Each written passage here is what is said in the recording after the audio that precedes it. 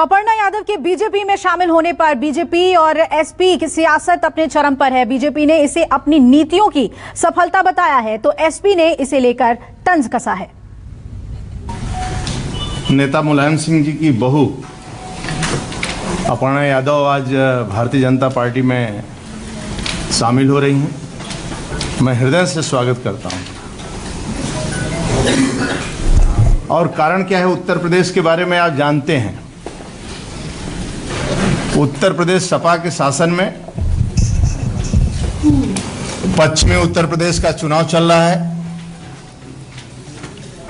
पूरा मेरठ, सहारनपुर, शामली, गाजियाबाद इस बेल्ट का और पश्चिमी उत्तर प्रदेश ब्रज प्रथम और द्वितीय चरण का चुनाव है। और सपा के शासन में गुंडागर्दी और गुंडागर्दी को इतना महत्व दिया जाता है कि पश्चिमी उत्तर प्रदेश में कोई बेटी या कोई बेटा या किसान सुरक्षित नहीं रहता है। अपर्णा यादव आज बीजेपी हम उसका नहीं बताएंगे। अपर्णा यादव बीजेपी हो गया ठीक। क्या कहेंगे अपर्णा यादव पर?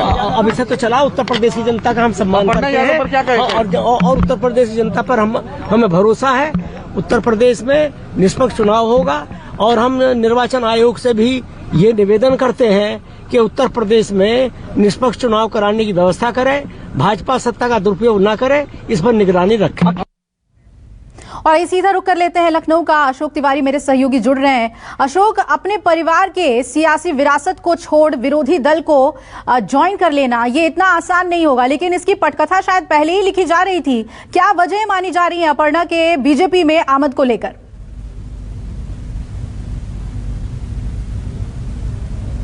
देखिए, दरअसल ये अचानक से बीजेपी में अपर्णा यादव शामिल नहीं हुई हैं। मैं आपको थोड़े पीछे ले जाना चाहता हूं। जब उत्तर प्रदेश में योगी आदित्यनाथ की सरकार बनी थी, बीजेपी की सरकार बनी थी, तो सबसे पहले अपर्णा यादव योगी आदित्यनाथ के साथ यहां पर एक कान्हा उपवन है जहां पर गौशाला का निरीक्षण करने के दौरान वो योगी आदित्यनाथ के साथ मौजूद थी। इसके अलावा जब राजधानी लखनऊ में प्रधानमंत्री नरेंद्र मोदी का कार्यक्रम हुआ था तो उस दौरान भी अपर्णा यादव की मौजूदगी वहां पर देखी गई थी। अब अगर आप हाल फिलहाल की बात कीजिए तो जब समाजवादी पार्टी में शिवपाल सिंह यादव के खेमे का गठबंधन हुआ विधानसभा चुनाव को लेकर, तो उस दौरान आपको याद होगा कि जब पिछली बार अखिलेश यादव और शिवपाल यादव के बीच काफी तनातनी देखी जाती थी तो उस दौरान अपर्णा यादव खुलकर शिवपाल यादव के खेमे में थी और उन्होंने हमेशा से ही शिवपाल यादव के समर्थन में अपने बयान जारी किए।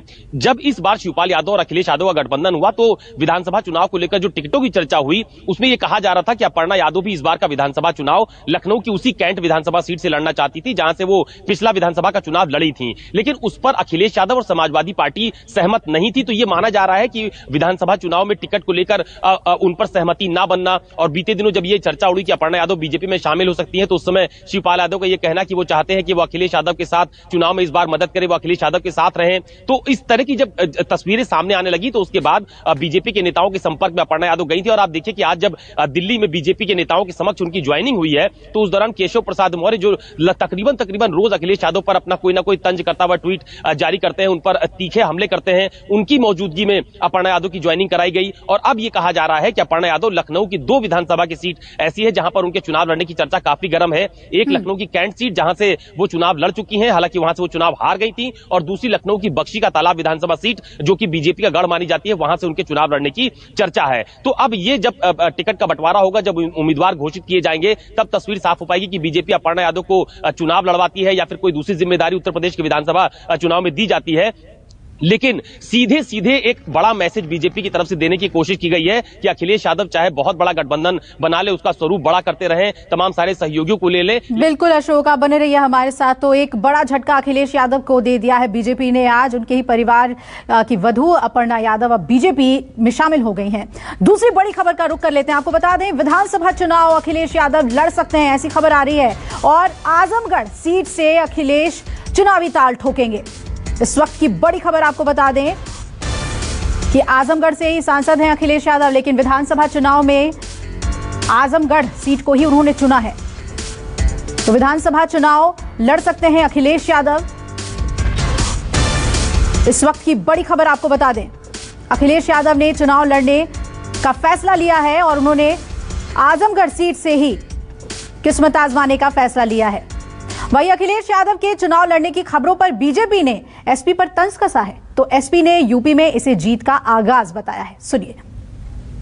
चुनाव में जाने की हिम्मत नहीं जुटा पा रहे हैं।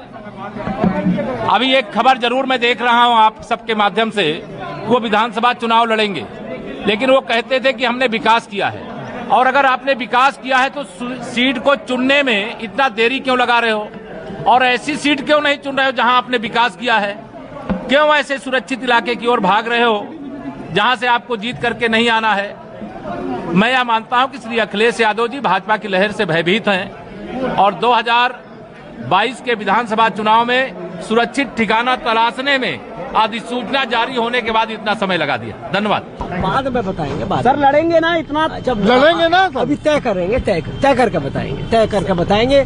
लेकिन समाजवादी पार्टी की सरकार बन रही है और श्री अखिलेश यादव जी मुख्यमंत्री बनने जा रहे हैं। ये फैसला उत्तर प्रदेश की जनता 10 मार्च को कर देगी। उत्तर प्रदेश के लोगों की राय है कि उनसे बेहतर कोई मुख्यमंत्री नहीं हो सकता। जनता का भरोसा श्री अखिलेश यादव जी पर है। उन्होंने काम किया है अपने मुख्यमंत्री काल में और फिर वो दोबारा से उत्तर प्रदेश को विकास के रास्ते पर ले जाने के लिए प्रतिबद्ध है, वो काम करेंगे। और अशोक मेरे सहयोगी बने हुए हमारे साथ लखनऊ से लगातार। अशोक, कितनी पुख्ता है ये खबर कि आजमगढ़ सीट से ही विधानसभा चुनाव लड़ेंगे अखिलेश यादव?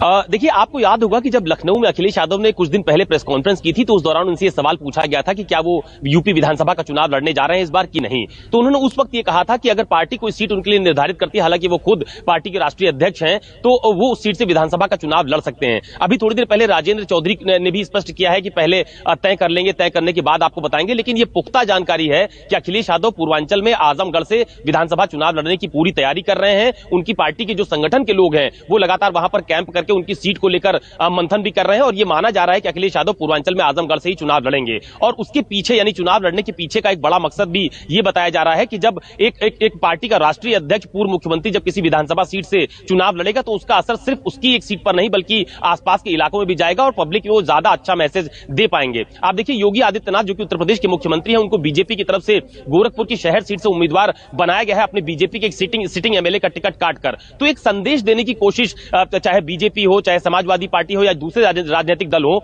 उनकी तरफ से ये की जा रही है कि अगर उनकी पार्टी का जो बड़ा चेहरा है वो खुद चुनावी मैदान में है तो आप सोचिए कि वो उत्तर प्रदेश की जनता के लिए कितनी सकारात्मक तौर पर आगे आने वाले समय में काम कर सकते हैं। तो ये माना जा रहा है कि अखिलेश यादव यूपी विधानसभा का चुनाव लड़ेंगे। आज भी अखिलेश यादव की लखनऊ में एक प्रेस कॉन्फ्रेंस है, वहां पर उनसे ये सवाल पूछा जाएगा कि वो विधानसभा की किस सीट से चुनाव लड़ने जा रहे हैं। तो तकरीबन ये तय माना जा रहा है कि अखिलेश यादव भी चुनाव लड़ेंगे और उनके गठबंधन के तमाम सारे सहयोगी, चाहे वो जयंत चौधरी हो, ओम प्रकाश राजभर हो, केशव देव मौर्य हो, उनके भी चुनाव लड़ने की चर्चा इसमें बहुत ज्यादा जोरों पर है। बिल्कुल, यानी बहुत ही दिलचस्प होगा। सभी बड़े चेहरे, जो दिग्गज चेहरे हैं, वो चुनावी मैदान में होंगे। और आज जो अखिलेश यादव को बड़ा झटका लगा है यूपी चुनाव में, वो उस तरीके से कि उनके घर की बहू यानी अपर्णा यादव ने बीजेपी का दामन थाम लिया है। और ये किसी चुनौती से कम नहीं है अखिलेश यादव के लिए, क्योंकि बीजेपी इसे बड़े तौर पर प्रोजेक्ट करेगी। मेरे सहयोगी कुमार गौरव लगातार नजर बनाए हुए हैं। आज दिल्ली में ही ज्वाइन किया अपर्णा यादव ने, बीजेपी की सदस्यता उन्होंने ली। कुमार, कैसे इसे देखा जाए और क्या जिम्मेदारी अपर्णा यादव को दी जा सकती है? क्या हलचल है? किस सीट से वो चुनाव लड़ सकती हैं? तमाम बातें जानना चाहेंगे आपसे।